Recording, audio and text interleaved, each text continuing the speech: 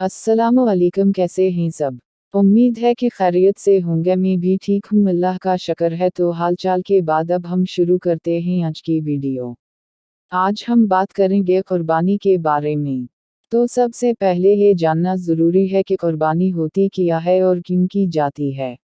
कुर्बानी की तारीफ ये है कि मखसूस जानवर को मखसूस दिन में अल्लाह का क़ुर्ब हासिल करने के लिए ज़बह करना। कुर्बानी मुसलमानों का अहम मजहबी फरीज़ा है और हर साल दुनिया भर में मौजूद मुसलमान ये फ़र्ज़ ज़ुल्हज के महीने की 10 तारीख को जोश खरूश से मनाते हैं।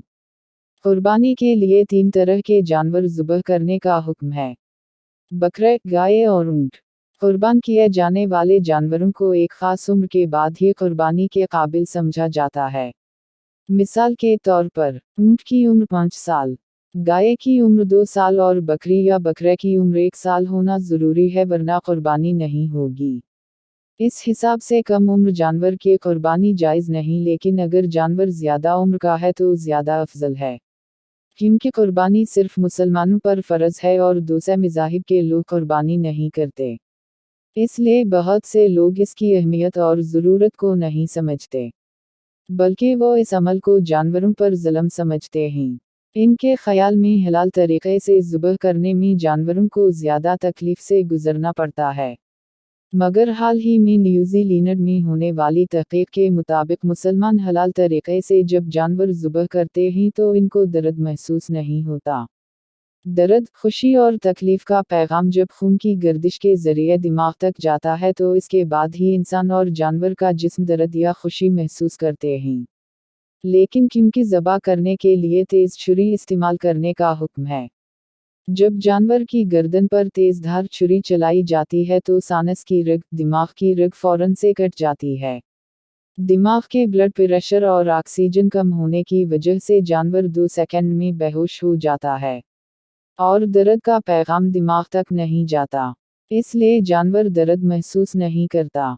ज़बह करने के बाद जानवर जब हिलते हैं, टांगें हिलाते हैं तो दर्द की वजह से नहीं, बल्कि जिस्म से खून निकलने की वजह से हिलते हैं।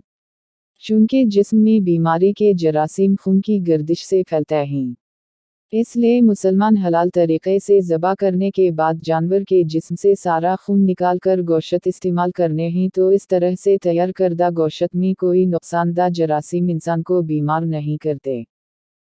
कुर्बानी करने के बाद जानवरों की बाक़ियात को अच्छे तरीक़े से ज़मीन में दबाना ज़रूरी है। अपने मोहल्ले और गलियों को साफ़ रखना हमारी ज़िम्मेदारी है। जिस तरह कुर्बानी करना सुन्नत है और इस फरीज़े को हम अच्छे तरीक़े से अदा करने की कोशिश करते हैं, उसी तरह सफाई का ख़याल रखना भी हमारा मजहबी और मुआशरती फ़र्ज़ है, क्योंकि सफाई न सिर्फ ईमान है करते। कुर्बानी की ईद के दिन करीब हैं। आप भी कुर्बानी करते हुए इन सब बातों का ख़याल रखें। और उम्मीद है कि आप लोगों के ज़हन में कुर्बानी के बारे में जो सवाल थे, इनके जवाब भी मिल गए हैं। तो अल्लाह की राह में कुर्बानी करें। अपना और दूसरों का ख़याल रखें। वीडियो अच्छी लगी है तो चैनल को सब्सक्राइब करें। अल्लाह हाफ़िज़।